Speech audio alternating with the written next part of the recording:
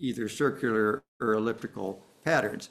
But then, of course, we found that this was even too simplistic, and Einstein discovered that we had to get a better understanding of gravity by considering that space was not just some fixed thing out there, but that it could be warped by massive objects. And so he came up with his general relativity theory of gravity. Now this brings up an interesting point. You see, most people for the recorded history of science considered that we had four fundamental parts of the universe. There was space and time and matter and energy. We didn't even have the concept of energy for a long time, but eventually we got those four concepts and we thought they were pretty much fixed entities. But Einstein put space and time together in special relativity. He put space and mass and energy together in general relativity, and he put energy and mass together in E equals mc squared, although that might have been his wife Mileva Einstein that did that, but he gets the credit for it. So what then do you see? You see that we don't have four independent pieces of furniture in the universe. We have space, time, matter, and energy that all interact with each other. They're all intertwined into a oneness. And many years ago, we had our astronomer, John Dobson, who gave talks, and he would point out that if you ask what is that oneness behind this space, time, matter, and energy, you'd have to consider, well, if it's not in space, it has to be undivided and infinite. And if it's not in time, it has to be unchanging. And that's the way we usually think of Brahman. So the physicists, of course, tend not to be very religious. And so what they've come up with is the field theory. And you have this one underlying field, and particles are just disturbances in the field. Some other interesting things that point to the oneness is that gravity wants everything to fall together into one place. And again, you'd expect this, you see, in a universe where Brahman is the underlying reality, but we don't see it that way, you'd expect things to want to be in the nature of Brahman, and that would be to be at one. And so everything wants to fall together. Another interesting thing is that mass is not an independent thing. The mass of an object depends on its separation from all the other massive objects in the universe. The mass of a proton depends on the mass of its separation from all the other matter in the universe. There's nothing independent about it. It's completely interdependent. And now we also have quantum entanglement. If you form two particles, quantum particles, in some sort of a particle reaction, and they split apart, and one is supposed to have, they're supposed to have opposite spins, you don't know what the spin of either one is until one is measured. But you don't have to measure both, because if you measure one, the other one has to be the opposite. And it doesn't matter if they're across the room or across the galaxy. If you measure one, the other one will be fixed. And they don't have to send a message. They don't have to send a telegram or an email or anything like that. It's instantaneous. So this is called quantum entanglement. So there is a oneness to the entire universe that knows what's happening at every point in the universe. Now let's look at some other disciplines. Let's look at chemistry. Chemistry started out by looking again at all the various things that you see in the universe. And you can just imagine how it would have been very difficult for people to even figure out what's a mixture and what's a pure substance. You'd have to do a lot of experiments. But pretty soon they figured out that some elements could fall apart or decompose into different elements, and other things could be combined to form new substances. Eventually they came up with the theory that there were atoms that made up molecules. And then they discovered that the atoms and molecules were made up of electrons, protons, and neutrons. So again, you start out by looking at a great diversity of things, and then you find they're all made up of the same stuff. They're all made up of electrons, protons, and neutrons. And now, of course, we all think of those as just being disturbances in this field. The other interesting thing is that all the elements are really made out of hydrogen. They're all made out of hydrogen in stars. The stars make all the other elements in the universe out of the hydrogen. Let's look at the life sciences. And we look at all the different forms of life. And we look at all the plants and all the animals. And once you get a microscope, then you can start looking at the little microbes, the little amoebas and the bacterias. And what do we find? Well, there's just so many of them. How do we even get a grasp of this? Well, we start putting them into categories. And so we've got species and genus and family and order and class and phylum and kingdom and domain. And so now we feel we've got a grasp on the living organisms. We can kind of categorize them. And so we've organized them into fewer categories than just all sorts of different living creatures. But then we discover that all living things are running on DNA.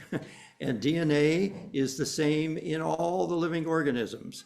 There are differences in the DNA structure from one to the other, but there's a surprising amount of DNA that is the same through all living organisms, especially the ones that have to do with like metabolism and things. Doesn't matter if you're an ant or a human being, some of those genetic processes are going to be the same because you're both processing energy. And so again, we start out looking at a huge variety of things, and eventually we discover they're all made out of the same stuff. We're all related. You know, we used to think it was fun to look at genealogy, and we would look at our ancestry, and we would, figure that we're part of some big family or some ethnic group.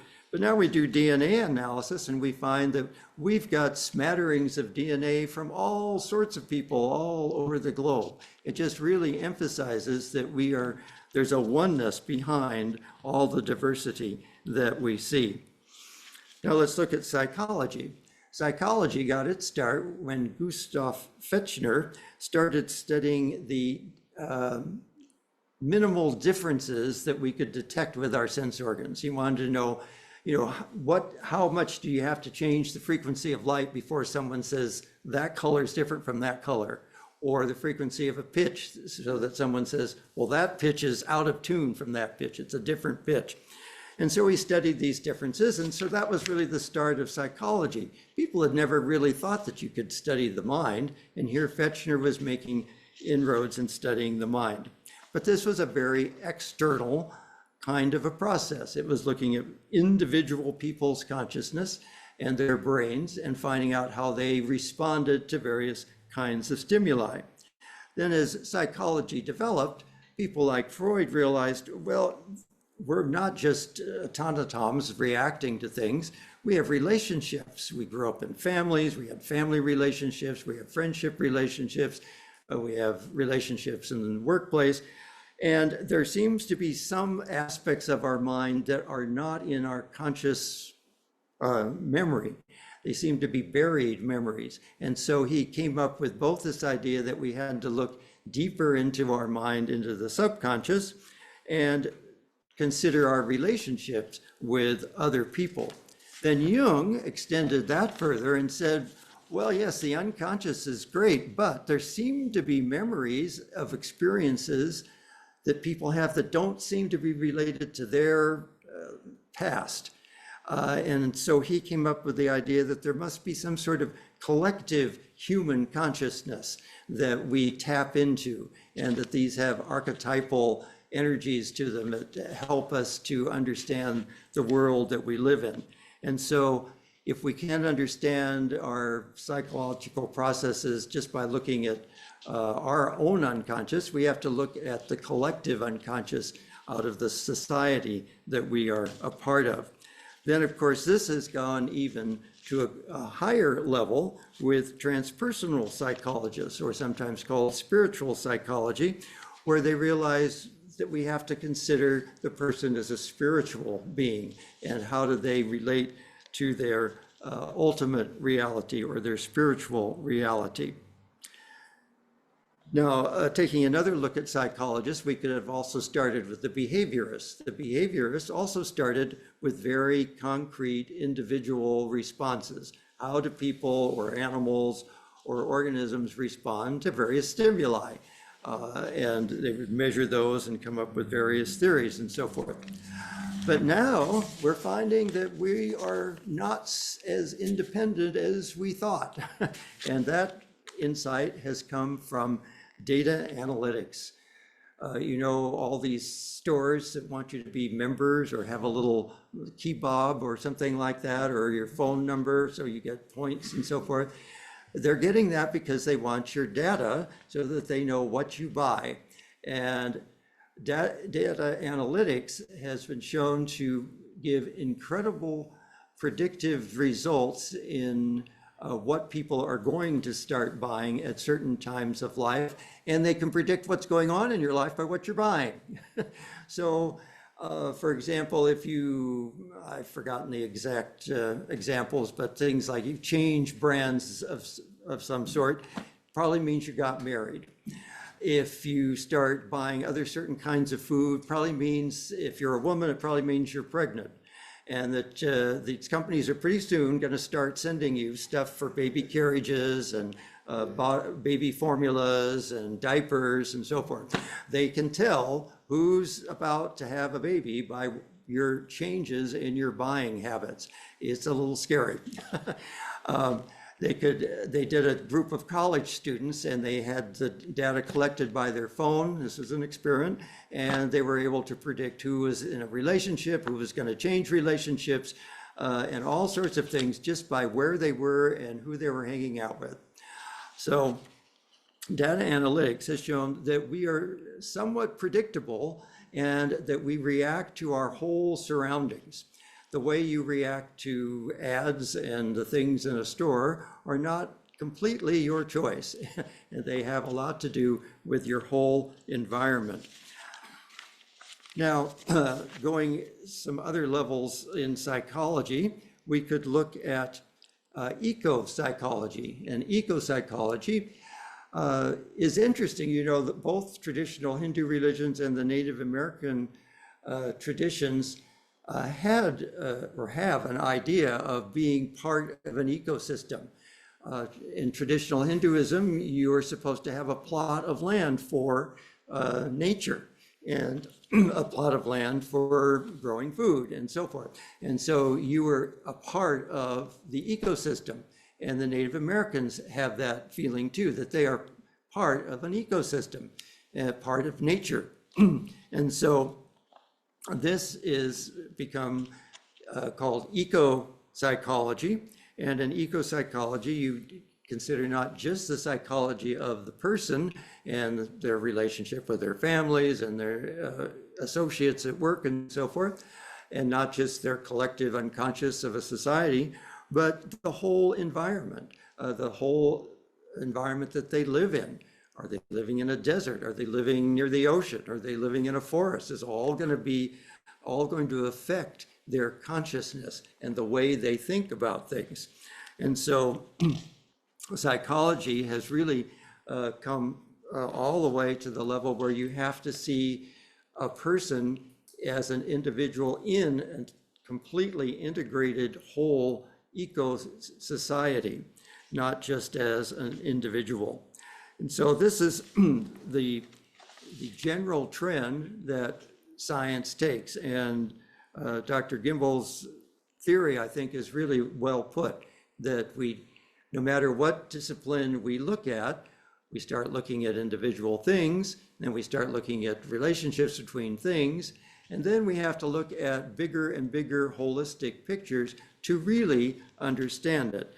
And that's because there's this underlying oneness behind the whole universe. Now, you might remember that we've often been told that even if you just sit in a cave and meditate, you are doing good to the world because those thoughts go out to serve the world. And indeed, our thoughts do affect the world. And so again, we are all completely interrelated. We are all picking up the thought waves of everybody else in the universe, and especially those around us. That's why you enjoy coming to places where people have like minds. It's a little disturbing when you go someplace and nobody thinks like you. So now the transcendental meditation people actually did experiments to show that people meditating not in caves but in groups can affect the society around them. They would send groups of TM meditators to a particular city and just analyze the crime statistics, and they discovered the crime statistics went down. And so indeed, the meditators were having an effect. That's another thing that data analytics can do. Some police departments have used data analytics to prevent crimes. They study the patterns of crimes, and then they can predict from those patterns where the next crimes are most likely to occur. And so they send police cars out there to make sure it doesn't happen, and the crime rate goes down. So we're all interrelated in these matters.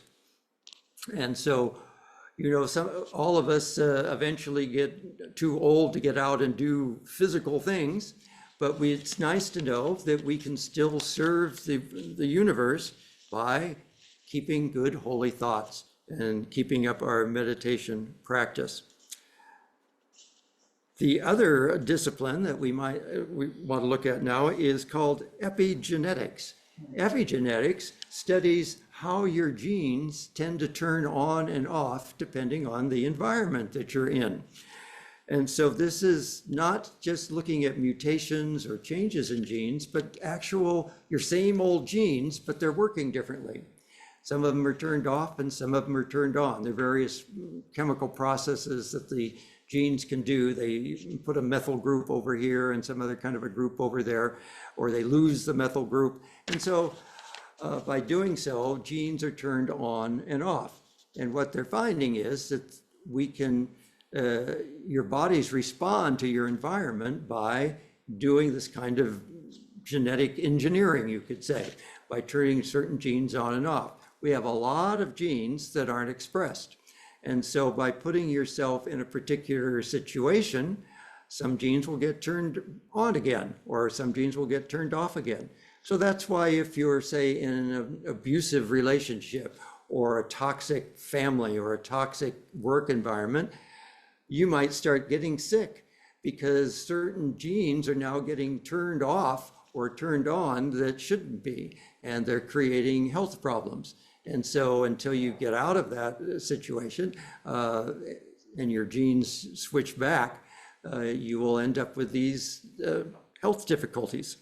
And so things that you eat, how you manage your stress, the kind of environment you live in, how clean your air is and how organized your house is and so forth. All of these things can change the way your genes operate and turning them on and off. So your whole environment is interrelated with your health. And your genes aren't the only thing that determine who you are, but your thoughts and your environments also do that. Now, the next section is drawn largely from another teaching company course called The Spiritual Brain by Andrew Duberg. And he studied the different functions of the brain, and he points out that the brain has many functions, but two of them are related to this topic. One is the one that tends to reduce things, break things down, look at component parts. That's the reductionist function. And the other one is the holistic function, which tends to try to find patterns and wrap things up into big whole pictures. And what he finds in his brain scans is that when people have mystical experiences, they describe a sense of oneness, which seems to involve this holistic function of the brain. So he's also done research to show that spiritual practices help to enlist this holistic process of the brain, and they tend to reduce activity in the parietal lobe, which is the area of the brain which is sort of where your ego makes a distinction between itself and everything else. I'm me and everything else is out there somewhere. Okay, so that's your part of your parietal lobe makes that distinction. And so it keeps this separateness, makes you think of yourself as a separate being. Spiritual practices apparently quiet that area down so that you no longer feel separate. And that's why the mystics describe this feeling of oneness. can be the oneness with all beings, a oneness with the whole universe. You find similar descriptions in people that have lucid dreams or some sort of mystical experience, or even drug-induced experiences or near-death experiences. Many times they'll say that they've experienced, they're floating out in the universe and there's this gigantic web interconnecting everything. And so they experience this kind of oneness that's interrelating the whole universe. He also points out that religious rituals tend to quiet this area of the brain down and make you feel united at least with the other participants in the religious ceremony. There was one, he did a survey, surveyed about 2,000 people and asked them what kind of mystical experience they had. And he got one very interesting response by this woman who attended, I think it was in maybe a Polynesian culture, and they had this ritual and she was allowed to participate in this ritual, completely foreign to her culture, but it transported her into some sort of special realm. And so, and she really didn't understand why, but it was this ritual that sort of bound everybody together into a oneness, and she somehow tapped into that feeling of oneness.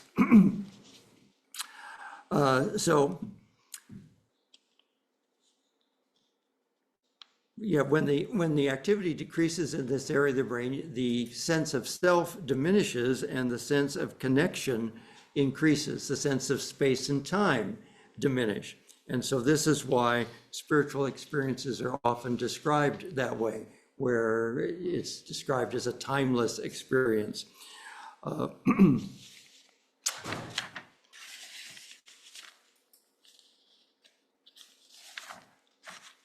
I think this also explains why we are attracted to certain kinds of activity, why we enjoy certain activities. The fact that religious rituals often involve group dynamics, like maybe drumming, drumming circles, or chanting prayers, simultaneously chanting together, singing together, praying together. All of those things tend to unify our consciousness. And whenever you have an activity where you see or experience yourself a unity of consciousness, I think that taps into this desire that we have to experience our true nature. Our true nature is oneness, and we want to experience that. Now, the ultimate way to do that is spiritual practice, but we are attracted to anything that even hints of that kind of connection. So that's why we like to watch synchronized swimming and choreographed dancing and marching bands and choirs, the opening and closing ceremonies at the Olympics. All of these things are very fascinating to us because whether we're conscious of it or not, all of those minds that are engaged in that activity have to be aware of each other. How many have been in a marching band? Anybody in a marching band? A couple of us. Okay. You have to know what everybody else is doing. You have to not only play your own instrument, but you have to guide both sides, front and back, and both sides. You've got to keep in line. And so your brain has to be hooked into everybody else. You have to keep in with the music. You have to watch the drum master. You've got to watch all of those things. Same thing with the choir. You don't have just a bunch of individuals singing anything. They've got to all sing their right parts at the right time. And so you have to all be listening to each other. Everybody has to be tuned into everybody else. And it doesn't matter what kind of synchronized activity it is, everybody has to be in tune and in sync with each other. It's this yearning for oneness that I think also drives us to our social interactions. We get married because we want to be with somebody, want to be one with somebody. And so we get married and now we're one with somebody. And then we have a family. So now we've got a family unit. And then we invite our relatives over for Thanksgiving and Christmas. And so we've got a bigger unity. We go to churches like this so that you have a congregation of people that you can feel part of. We join clubs, sports. People like sports activities because they're a part of a team. And again, that team has to act as a unit. We join political parties. We have nationalistic feelings. All of these things mean that we're searching for being part of something that's bigger than we are, and that's a bigger whole. Love in general is this sort of connecting link. Love is sort of the interpersonal gravitational force that wants all beings to be at one. Now, unfortunately, this also can take negative turns. The kids in school that don't find themselves in sports or in choir or in band tend to end in gangs because they want to belong, especially if their family life is not good. If it's a broken family, or there's not enough love in the family, or there are alcoholics in the family, they have to have a feeling of belonging to something. So they end up joining gangs. And of course, that's a very destructive aspect. All of these things are very temporary fixes to our interest in trying to find oneness. The only way to really find it is to experience it through spiritual practices. But again, we get hints of this through many things. For example, any kind of psychic experience. If somebody has ever intuited something that's happened at a distance, perhaps a loved one gets hurt and you just know it instantly. That's because there's a oneness of consciousness, and you've tapped into that through your love of that other individual. Psychics tap into it because they have a particular ability to tap into that level of oneness. And so people that practice distant healing, could be the radiance technique, Reiki, could be any other kind of prayer service, shamans, healing light, all of these kinds of techniques have distant healing concepts that you can heal a person simply by your thoughts at a distance. And so these things happen, again, because there's an interconnected oneness between all of us. And so all these things kind of hint to that. So this concept of oneness really reveals itself in this complete interconnectedness of life in the universe. And no matter what kind of discipline we turn to, we find that there are similarities and ways that everything is interconnected. Everything is interdependent on everything else.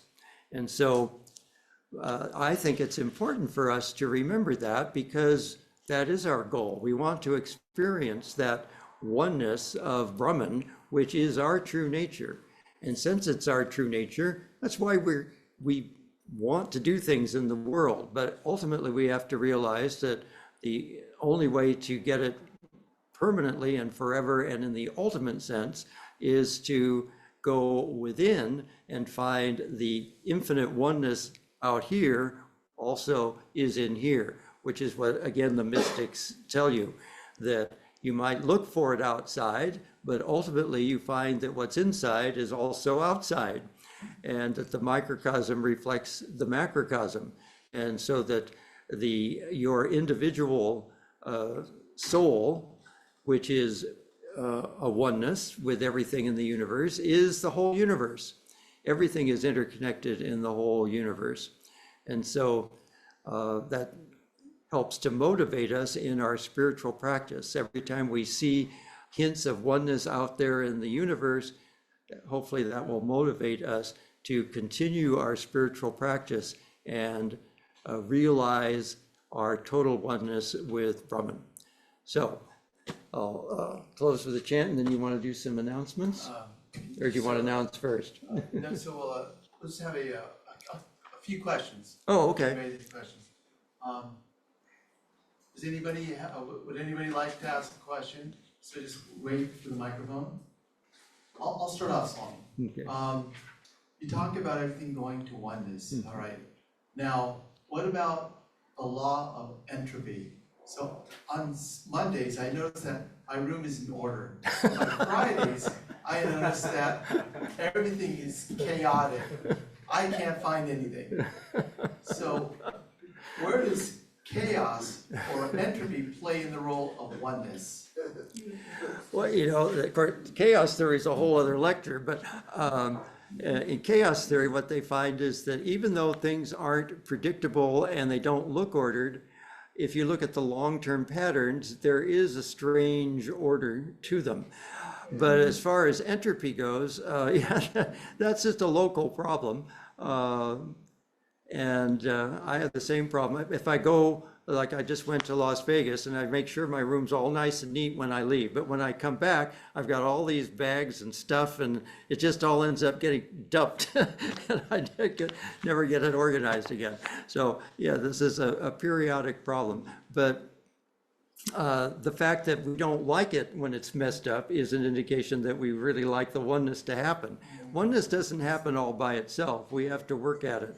Maya has many aspects, and one of them is the tamasic aspect and the rajasic aspect, which tend to mess things up. And so we have to look for the sattvic aspects, and that's why we try to motivate ourselves to keep organized, but it's very difficult. I've been without an in-person secretary for a year, and I can tell you my office shows it. She was the one that kept things organized, and now I've just got stacks of unsorted papers. And it's uncomfortable. Yeah. There's this desire to keep things in order.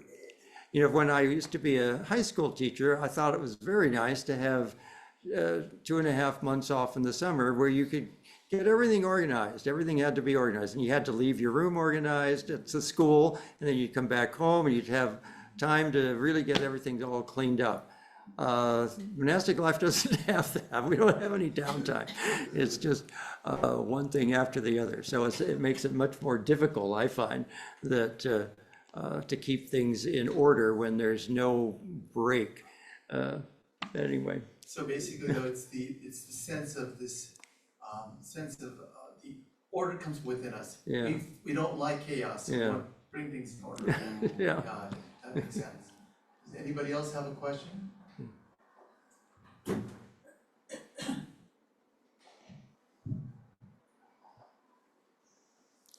Yeah, thank you very much for your very enlightening discourse. You know, I was wondering whether this tendency to go towards oneness, there has to be separation first. Do what? There has to be separation. Separation. Oh, separate, absolutely, yeah. In order to aspire for this oneness, right? It looks like it is somehow God's play. You know, He separates us in order to experience this oneness, this love, right? And so, because without separation, there wouldn't even be this tendency towards oneness. Right. So it is a kind of a beautiful play of the Lord. It is, yes. Yeah. Yeah, look at games, you know, golf, they want to get a ball into a hole. Why don't you just put it there and leave it there? No, you put it way 300 yards over there to see if you can get it there. So this is Maya, it's our play. Yes, you hit it on the head. It's God's play. He's going to separate everything all apart, and we have to try to put it all back together again. It's like Humpty Dumpty. I mean, even this love for the infinite, even this love for God, right, is something that is probably the best love, because, you know, when we love a human being, it's always limited in a sense, right? But when we love the infinite and when we separate ourselves from the infinite for the sole purpose of loving the infinite, then it becomes a real joy. Yes. Very nice. Okay. Can we put them on the lecture schedule for next week? Very well put. I have a quick question. The microphone. Thank you for the talk, Swami. I'm Richard. like, I know you covered a little bit of the cosmos, but you didn't really get into astrophysics, like, Yeah. necessarily, right? But Yeah. I wanted to know if there's any connection, like, looking at, like, the Big Bang or the dark matter and the energy in the universe, and just kind of how solar system looks like an atom, like, they look Yeah. at electrons going around, you know, the sun, which would be the neutrons. Yeah. Is there any like connection between the Big Bang and some of these even bigger astrophysics concepts that are reflected in us? Well, yeah, first of all, the Big Bang is a model that may not survive. The James Webb Telescope keeps coming up with information that doesn't fit. And this is what happens with scientific revolutions. Newton's laws were just phenomenal at predicting all sorts of things, and the predictions would come out right. But there are a few things that just didn't fit. And people just either kind of ignored them or figured, well, someday somebody will figure out how it fits. But then Einstein had to come around with a revolution and say, no, you've just got to think of space and time differently. You've got to think of energy and matter differently. And then you can make sense out of it. And then quantum mechanics had to come about in order to make sense out of the atom, because you can't think of it as a planet going around a sun, because electrons would lose energy if they're rotating around a nucleus like that. And so then they had to come up with quantum mechanics, which really points to the role of Maya being an apparition. In quantum mechanics, you've got the atom, where you have the nucleus and you have electrons going around it, but nobody can tell you exactly where those electrons are going around. They're going around somewhere in general areas, but you can only predict where they ought to be most of the time. And so, and you don't know it until you measure it. And when you measure it, you mess it up. And so you know less about its motion, where it's going, if you know where it is now. So this is the physics is pointing to the fact that Maya is a bit inscrutable. Now, the Big Bang model has predicted all sorts of things about the early state of the universe. And when the James Webb Telescope looks at what they think of as the early universe, they're not finding what they thought they were going to find. And so that's a problem.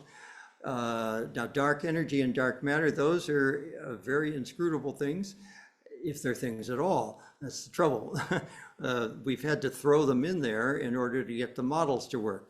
Well, if the Big Bang model is completely wrong, then maybe there's something else that's in there that we'll have to tweak. So, but yeah, if you like the Big Bang model, and these scientific models serve purposes while they're in vogue, I mean, that's an interesting way of looking at the oneness starting and then suddenly expanding into multiple universe. So you can think of it that way if you like. What Dobson used to propose when he was alive was that it's actually just an apparitional universe, and it's happening now, and there wasn't any beginning. If you mistake a rope for a snake, there's no birth date for that snake, because it's not a snake. So the universe doesn't have a beginning. It's an apparitional universe. It's Brahman in disguise. And he explained the 3-degree background radiation by saying that if what we're doing is we're looking back in time as we look towards the borders of the universe, which is where this 3-degree background radiation comes. Those particles out there are redshifted away from us so badly that they're going to be redshifted out of our view. They're not going to be visible anymore. Okay, they're going to be going fast as at the speed of light, and we won't be able to see them. They won't be part of our universe anymore. So quantum physics tells you that if a particle is moving away from you, close to the speed of light, its mass decreases. If it's coming towards you, it's increasing, but if it's going away from you, it's decreasing. And so the mass of the particle, because the energy and mass have to match. If the energy is redshifted down, the mass has to go down. So these are low rest mass particles that are leaving your universe. If energy is coming from anywhere through a field of low rest mass particles, they get picked up and re-radiated and picked up and re-radiated by these particles. And low mass rest particles radiate in about 3 degrees Kelvin. So that would explain why we see this background radiation, and it's not a leftover from a Big Bang. But who knows? We're getting more and more information, and they're tweaking the models, and they're going to see what they can come up with. I don't think they're ever going to quite be able to say this is an apparitional universe, which is what you need to take Dobson's model seriously. If you know, we're too used to thinking of this as a real world, and we're real scientists here, and we're going to talk about the real things in this real universe. I don't know how they can keep that up when quantum mechanics tells us that everything is uncertain and that it's only observed. We're only observing things in the universe, and that's what we think of as real, is our observations. But anyway, yeah. There's going to be a big crunch, just like a Big Bang. Is there going to be a big crunch? I don't think so. I think it's just going to be, just keep going the way it's going. You see, if Dobson's view is right, what happens is when you lose track of all of this stuff that's leaving your observable universe, you see if you think of it as actual, then it's just out there somewhere, but it's not part of your universe. But in the apparitional model, it just appears somewhere else. You lose track of it out here, and so it jumps in over here. The Heisenberg uncertainty principle says, you know, if you're very certain about its energy, you're going to be completely uncertain about where it is. So if the energy gets close to zero, how uncertain can you be about zero? You know, it's like measuring a grain of sugar.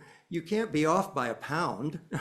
You can be off by 10 pounds if you're trying to guess somebody's weight, but you can't be off by a pound if you're measuring something like a grain of sand. And so similarly, if you have particles whose mass is practically zero, you're going to be completely uncertain about where it is. And so it could be anywhere. And that would explain why they're also seeing more clouds of hydrogen around things that they didn't expect to see.